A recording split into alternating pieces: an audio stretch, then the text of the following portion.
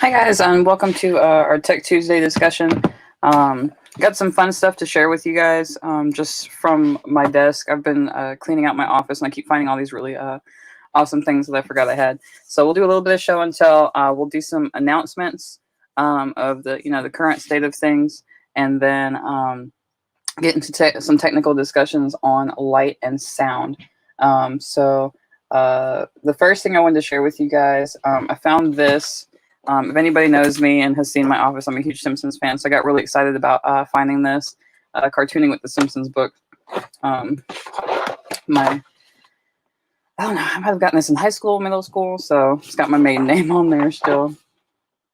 So this is pretty exciting. I used to live off of these kinds of books when I was a kid. Like I would just sit in my room and draw for hours. Which oddly enough, my office right now is my former bedroom from my childhood bedroom.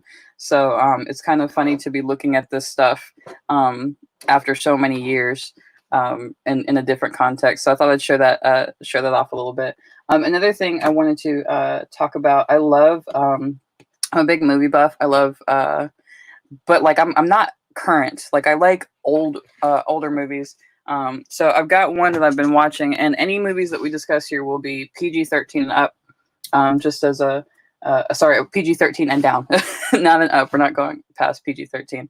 Um, uh, One movie I've been watching kind of over and over again. This movie is awful. It's genius and awful at the same time. Monkey Bone. It's PG-13 for a little bit of crude humor, but the reason that this story fascinates me, it has a lot to do with the afterlife and things like that, and kind of a weird sort of funky artistic view of the afterlife.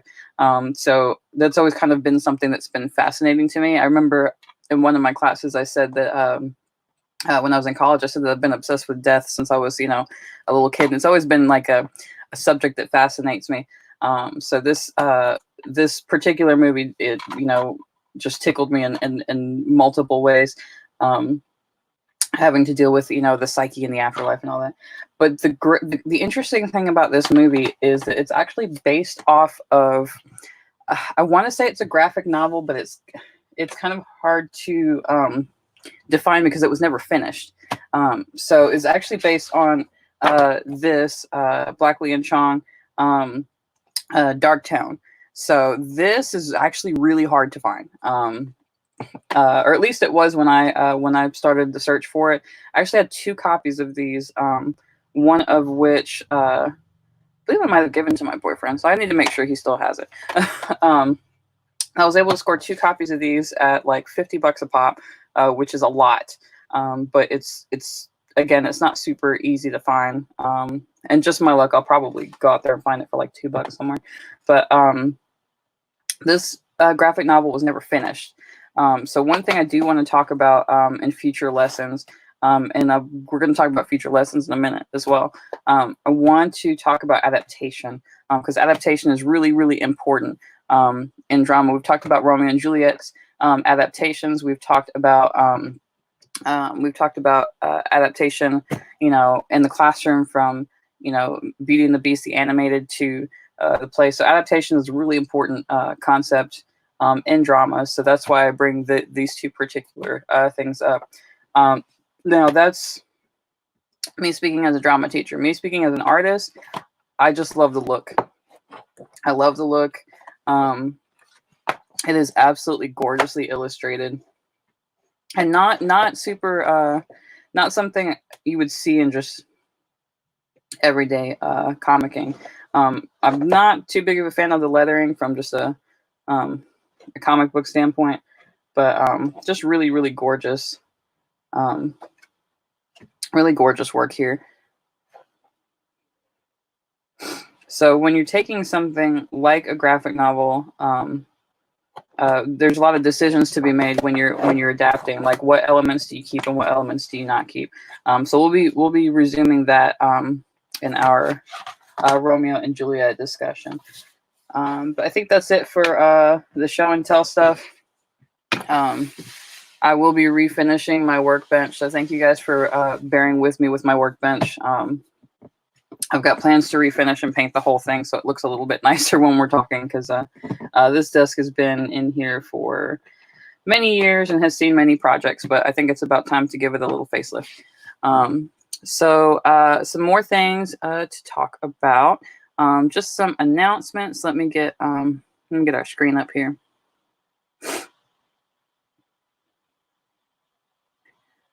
So the first thing I want to just let you guys know, please visit our website for updates on what's going on with the school and what our online plan is. I'm actually it's hard to describe how I'm feeling about this, because it's like I'm excited about, you know, coming up with some new strategies, but I will tell you guys, you know, I miss everybody. So just to go over it briefly, if you check out our website, it will just let us know. It's just going to let you know what we've kind of been doing, how we're trying to adapt, and what the future looks like. So just lots of change. We've gone from, you know, not being able to resume our in-person stuff to, you know, creating an online presence. We are going to be creating some online coursework, which I'm very, very excited about. We've got some great people behind that, and I'm that like is just, I'm just, you know, over the moon about writing coursework. I love to write and to do training and that kind of thing. So, and then our summer camp, as of right now, it will be a virtual interactive summer camp, but and it's still going to be application process, but just please keep up with our website and you know, let us know what you think. Let's see here, and there's one more thing I wanted to show you guys. All right, and down here there is a survey that you know, we would love for you guys to take, and it's just about, you know, your thoughts on the online classes. And I do want to say and before I tell you a survey, I'm going to tell you to take the survey. I'm going to butter you up a little bit, but thank you guys so much for your patience and your love. I know it hasn't been easy for anyone, so hopefully this is bringing somebody, you know, a little bit of joy in this kind of weird time. But all of the encouragement has been greatly appreciated, and I appreciate everyone's patience with me stumbling through live stuff. I've talked before about being a behind-the-scenes person, so being kind of in front of people like in this context every day is a little weird for me. But it's really not too much different than if we were talking about me being behind the scenes, because all you would see is my hands. You would never see my face. And hopefully you guys will see my face soon. I'm working on rearranging the office so that we can have a nice backdrop, so you're not just looking at all of my random memorabilia.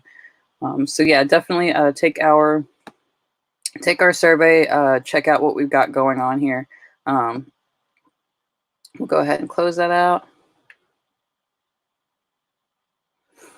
All right, so for our tech talk today, we're going to talk about sound and light a little bit more. We talked about light a little bit last time with specifically related to color theory. Let me see if I can pull that back up. So we're going to get rid of this screen. I need something interesting for you guys to look at, like a hypnosis wheel, or I don't know, like a little dancing figure or something. So I think I'm going to figure that out for the future. So you guys are looking at something while I'm clicking around trying to navigate. So this is what we're going to be going over today. Lighting fixtures, purposes, accessories. This presentation was put together by the lovely Summer Jones. And she was the assistant for drama. She is the assistant for drama. She was helping me in class, and she is like the absolute best, and I love her. So we're going to go over some of her lessons here, look through tech, and then if anyone has any questions or wants to rehash the talk on color theory, we can go back over that. I love color. I'm a color nerd. So I could talk about color theory all day. So let's take a look here. Let's full screen this. There we go.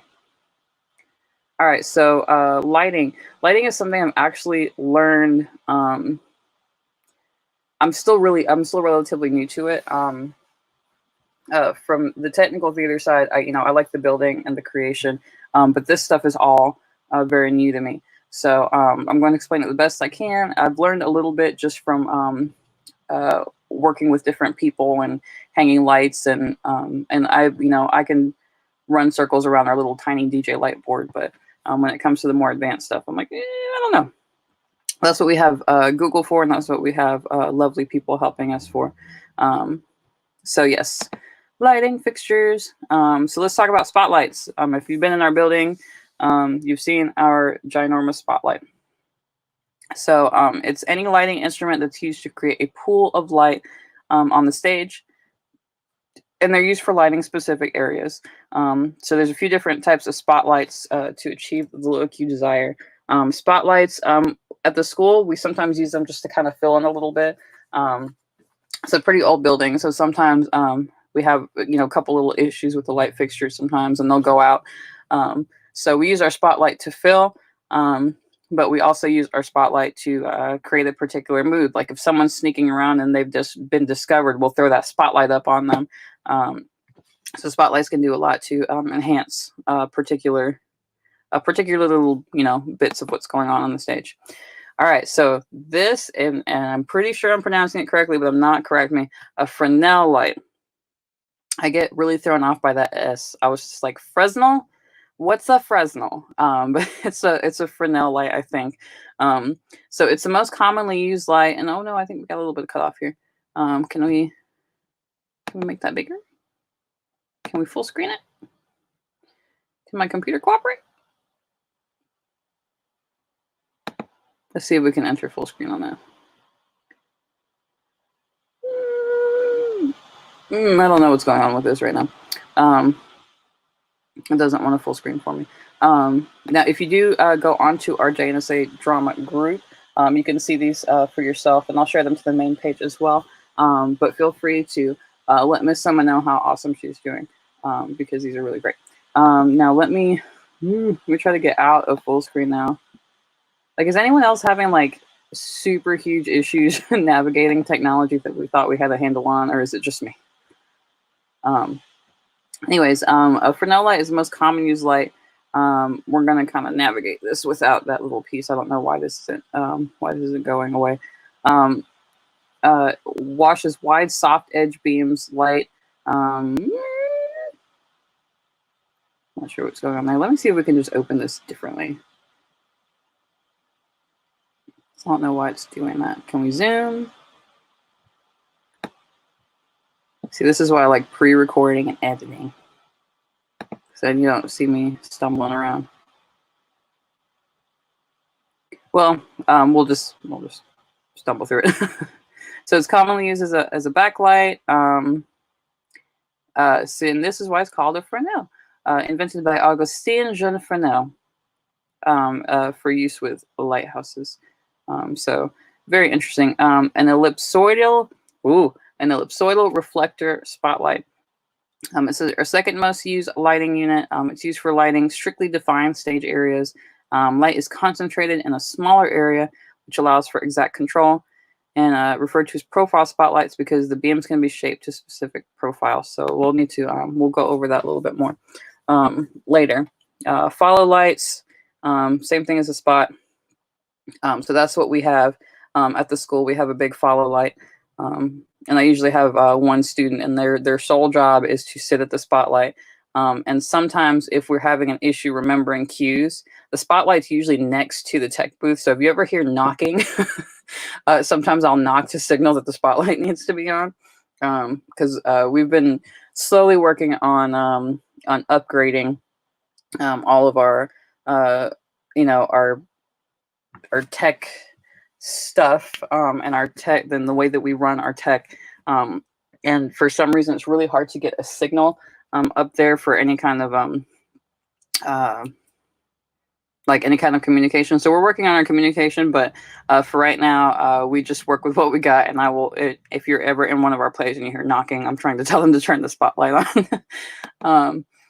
Floodlights illuminates a wide area with wide streams of light, and the lights are used most commonly to light wide areas on the stage. Paralights, parabolic, illuminized, reflective lights. They're used for a large amount of flat lighting, top, back, and side lighting, special effects.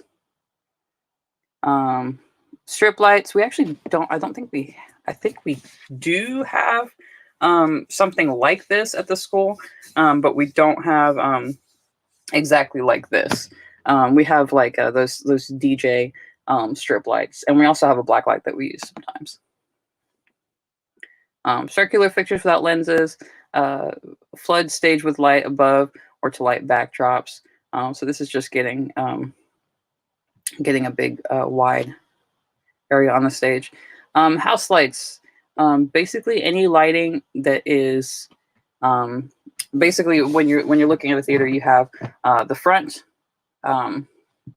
or the guest area, which is the house, and then of course the stage. If you're in a rehearsal and it's like quiet in the house, we're in the theater, shush.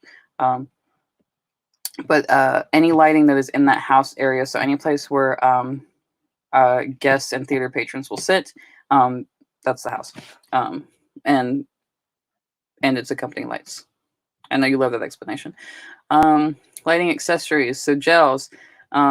Gels it's basically like transparent. I actually have some for photography, and it's almost like cellophane. I'm not sure if it's the exact same material, but it will have a different color to it. And you can use, so the gels can be used a couple different ways. You can use them for color correction,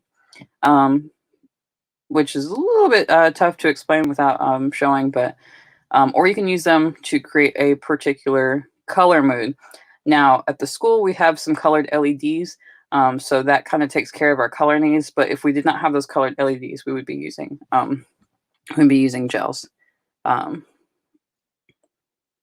Top hat shields the audience's eyes from the direct source of light. Probably something we need to get for this spot because I'm always worried about people looking back into it. We talked about gels. Barn doors. You fit it to a Fresnel light to shape the beam of light. So I was making a gesture with my hands. And I forgot that we're not looking at my hands. Gobos. Gobo is the same is short for go between, and it's like a stencil. So if we wanted to light our stage up to look like stars, then we would put a star go between or a gobo, and the light shining through it would create a particular pattern. So these are really great for different moods, different looks. And that is it for lighting. So we're going to get into sound here. And I'm actually going to close this window and reopen it because now it's wanting to act up. So we are going to talk about sound now. Let me pull it back up, guys. Thanks for your patience.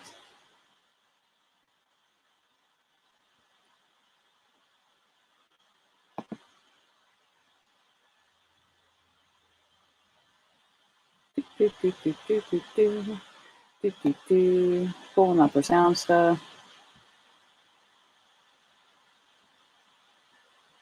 I always find that even sometimes when I'm prepared and I have everything laid out, there's always something that just kind of goes meh, and then I can't find what I'm looking for. Okay, so we are going to go over our sound lesson here. And I think that's after sound, I think we're going to call it for today. I've got some downtown adventures to go on. If you're driving downtown and you see the windows, we've been working on redoing all the window treatments. So feel free to take a look, or if you're walking, a little selfie, a little tag. Okay, so share the screen. All right, now we're going to talk about sound a little bit. Again, presented by our lovely Summer Jones, and this is just great work. Very excited about it. So sound is something that is happening, but we may not we don't think about it. One one example, I like to give people: go watch your favorite movie or like a cartoon. This is especially prevalent in older cartoons, and then try to watch it without the sound, and the mood is completely different. So we don't realize how much sound affects our individual moods while we're watching something. So if you've ever seen like a police procedural drama or something, or like a scary movie, and you hear the ba-da, ba-da, and you hear the build of the sound, that's influencing your mood and the way that you're reacting to things almost as much, or if not more than the scene itself. So sound is incredibly important. Hello, people are joining us. Please say hello, so I can say hello. But we're talking about sound if you're just joining us. So sound is important in theatrical productions. So in addition to using the actors' voices on stage, using different sources of sound like music and sound effects really help the audience get a feel for the different scene settings. For example, if we wanted to do thunder, we could just flash the lights on and off, but the sound effect will create the illusion, because theater is all about creating an illusion. We're not actually going to, get a Tesla coil and create actual lightning in the theater, mostly because I'm not allowed to, and it's probably a safety hazard. What does a sound designer do? So a sound designer's role is to create sound effects, music, and soundscapes for performance that are interesting, creative, and engaging for the audience. When you're designing sound, these are some of the important things that we'll go over. So are there any specific sound effects or music mentioned in the play text? What we'll end up doing is when we assign our scripts, we first get them, I will have my sound tech go and highlight every song, every sound effect. And then the songs are usually provided like on a CD, but for sound effects that are not on the CD, they'll have to go and locate the different, or even record the different sound effects. What different locations and times do you need? Are there any atmospheres you need to create? Atmospheres are kind of one of my favorite things to play with. We did Lion King a year ago, a couple years ago. I don't know. Time is it's all melting together on me. When we did the scene with Scar and the hyenas, we put a lot of green in there to make it look almost like sickly and toxic. These scenes take place outdoors or indoors. This is also very important. Will you need any live sounds or music? So one of my favorite things to do when I go like see the Augusta Players or anything like that, I love to peek down into the orchestra pit while I'm walking by. So this is something to consider, and it's something to consider based on space as well, not just the type of play. So are we going to be playing things over the speakers? Are we going to be are we going to have a live orchestra? Will you need microphones or similar equipment? Also very important, that we're going to discuss in a second. And do you need any music or sound effects during scene changes? Scene change music is the best. We have a pretty small backstage, so transitioning between scenes is difficult. And a lot of times there will be like a bottleneck created. So if I'm trying to get 20, 30 students off of the stage, a lot of times getting them to backstage and out takes a couple minutes. Or if we have scenery that needs to change or move, that music kind of makes it so you're not just sitting there and going, okay, they're moving stuff. That's awesome. So it's also part of creating that illusion, because if if we were to pull the lights up and you see people moving scenery, or you can hear it, it kind of ruins that illusion a little bit. So next here, types of sound equipment. Handheld mics. I'm pretty sure everyone's seen a handheld mic. It's pretty simple. Wireless mics. So there's two ones that we use at the school. We use these. Somebody called them something different, and I cannot remember what they said, but we just call those lapel mics. And then we have the wireless mics that you will actually tape to your face. So if you've ever gone to a production and you've seen like you see a little something poking out of a wig. That's usually a microphone that's been taped in place. Hanging mics, I always kind of associate these with, old timey boxing matches and and recording studios. So these, if we were to hang these above the stage, they could pick up a lot at once. There's also like proximity mics that you can tape to the floor. Those I don't think I would ever want to use with students, though. I feel like they would get trampled, but my kids are pretty responsible with the equipment, so it's okay. Hanging mics and speakers. Passive speakers are speakers that need to be connected to a separate amplifier. Without an amplifier connected, you will not hear any sound from these speakers. Passive speakers do not need to be plugged into a main socket. When we get into our coursework, we're going to go a little bit deeper into that. So active speakers, all speakers need to be connected to an amplifier for you to hear sound from them. Active speakers have an amplifier built into them, so they do not need to be connected to a separate amplifier. Cool. That answers some questions from the slide before. Most of the time, you can plug a microphone directly into them, and they also need a power source, so they must be near a plug socket. So that's also really important when you're planning not just your sound, your lights, your effects. You need to know where all the plugs are in your in your theater space. Or if there are no plugs, how do you fix that? And we'll talk about transforming through your space in a future lesson. Sound desk. So sound equipment is controlled through the sound desk. This is where sound technicians can control the quality, level, and fade of each sound. So we'll have to do a little mini field trip next week for Tech Tuesday and actually look at some of the equipment we have at the school and how we use it. But that's pretty much it for our sound and light. I just want to go over those. Hi, Felice. I miss you guys too. I'm going to try not to cry. Hi, Felice.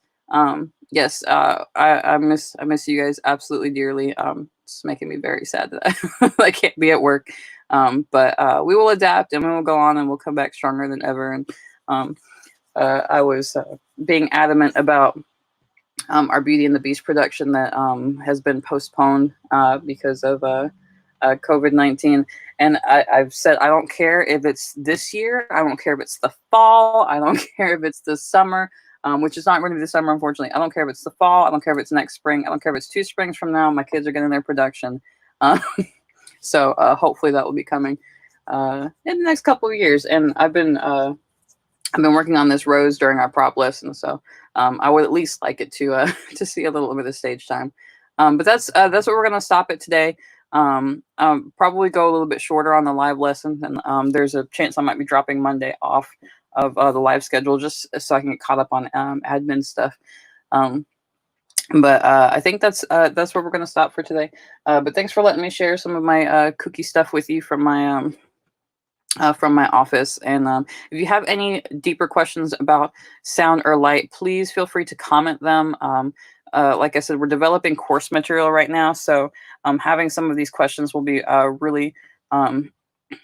really essential to and really helpful in creating new course content for you guys. So a lot of exciting stuff coming up. But anyways, you guys enjoy the rest of your Tuesday, and I will see you tomorrow for our Work It Wednesday discussion. All right, bye guys.